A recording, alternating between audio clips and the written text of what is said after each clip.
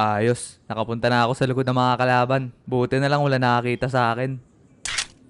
Okay, madami-dami pa naman tong bala ko.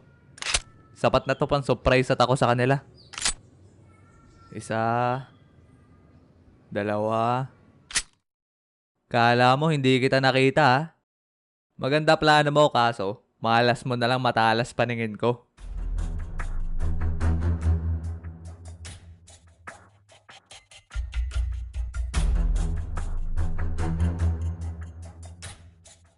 Oh, kala ko ba babarilin mo ako?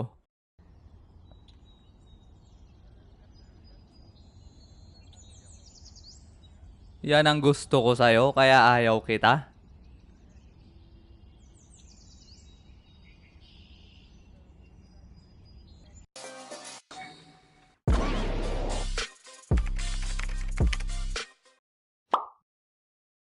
December na mga repa, kaya Merry Christmas at Happy New Year sa inyong lahat. Kaya ngayon ay napag-isip-isip kong ikwento sa inyo ang mga libangan namin ng mga tropa ko tuwing December. At sa tingin ko nalaro nyo na din itong mga to. Kaya stay put lang kayo dyan kasi ikikwento ko sa inyo ang mga nakakatawa at hindi namin malilimutang pinagagawa dati ng mga tropa ko.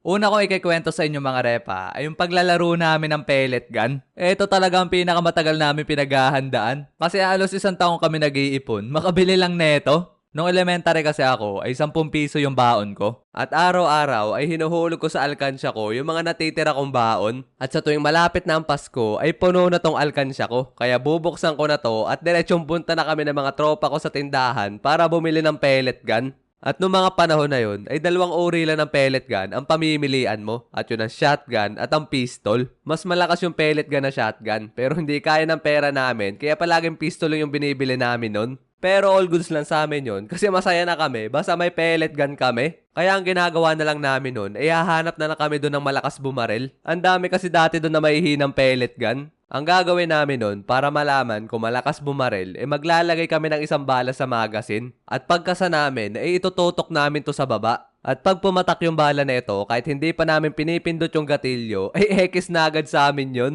Pero pag hindi naman to pumatak, ay itututok namin to sa sementadong lapag, sabay ibabaril namin to. At pag hindi nabasag yung bala, ay mahina para sa amin yun. Yung nakakabasag lang ng bala, ang pinipili namin nun. At pag nakita na namin ang aming dawan, ay bibili na agad namin to. Sabay diretsong punta kami sa aming mga kapitbahay at yayayain namin to maglaro. At pagkatapos nun, ay gera na. Ang pinaka-memorable pa nga sa akin nun ay yung ang dami namin naglalaro. Naghati lang kami nun sa dalawang grupo. Tapos ang playground namin ay kahit saan, basta wag lang kami malabas sa aming barangay. Ang paglalaro pa nga namin nun ng baril-barilan ay parang tago-taguan na may halong habul-habulan. Kasi pagkatapos namin maggrupuhan ay hindi muna kami magbabarilan. Magtatakbuhan muna kami palayo sa kalaban na grupo. At pagkatapos nun ay simula na ang laro. At dahil malawak yung aming pinaglalaroan, maghahanapan kami dun sa aming lugar. At pag may nakita kaming kalaban, barilan na agad. Dapat alerto ka at matalas ang iyong paningin. Kasi lugi ka pag ikaw ang unang nakita. Kasi pagkabaril sa'yo ay tatakbo agad ang kalaban mo at magtatago para hindi mo sila mabaril.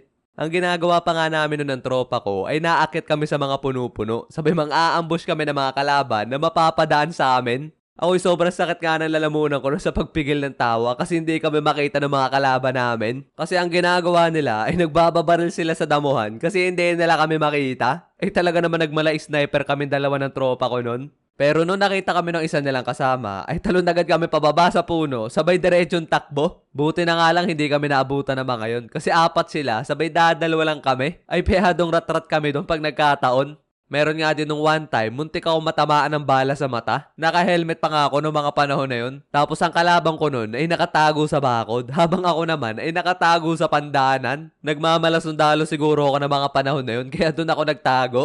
Tapos habang nabaril-baril ako nun, ay hindi ako makasimpat ng ayos kasi ang labo ng windshield ng helmet. Tapos pagkataas ko neto, ay natamaan agad ako sa aking muka. As in sobrang lapit lang sa mata ko. Ay talaga namang binaba ko kagad pabalik yung windshield ng aking helmet. Biglang init man din yung eyebags ko ng mga oras na yon.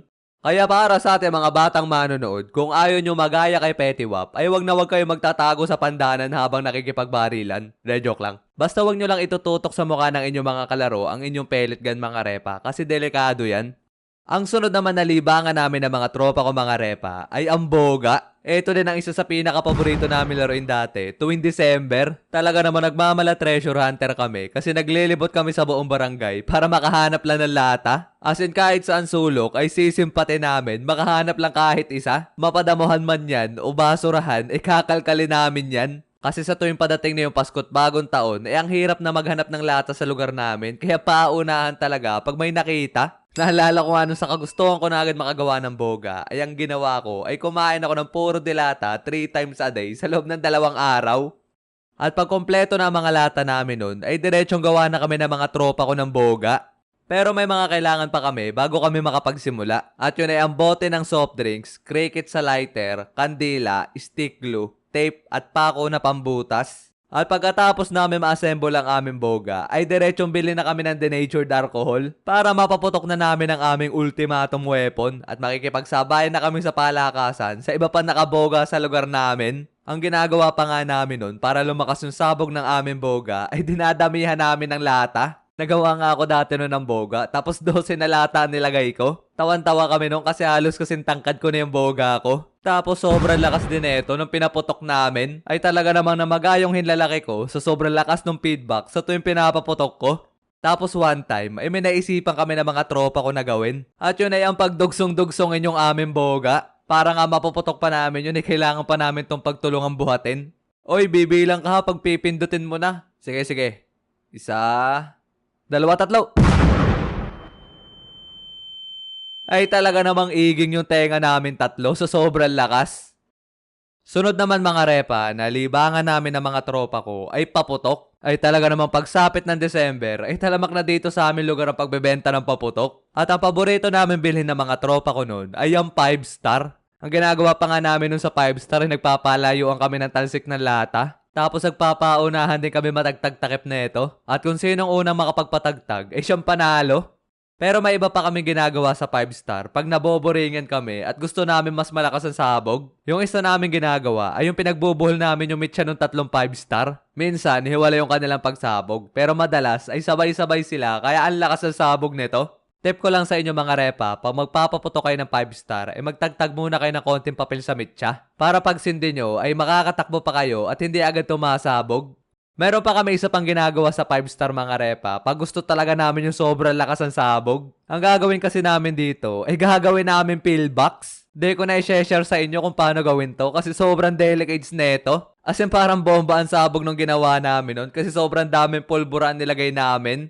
Ang sunod naman na paputok na hilig namin bilhin ay yung pop-up. Eto na lang i-recommend ko sa inyong bilhin kasi mas safe pa to kaysa sa 5 star. Nahalala ko nga no, nagdala yung tropa ko nun sa school. Sabi nagbatuhan kami sa likod ng aming room. Nung una pa nga sa paa lang kami nagbabatuhan. Sabay maya-maya ay binato ng tropa ko yung isa kong tropa sa muka. Ay talaga namang biglang batuhan kami ng malala nun. As in bahala na kung saan kami magkatamaan. Ay butas-butas man din ang aming polo pagkatapos namin magbatuhan.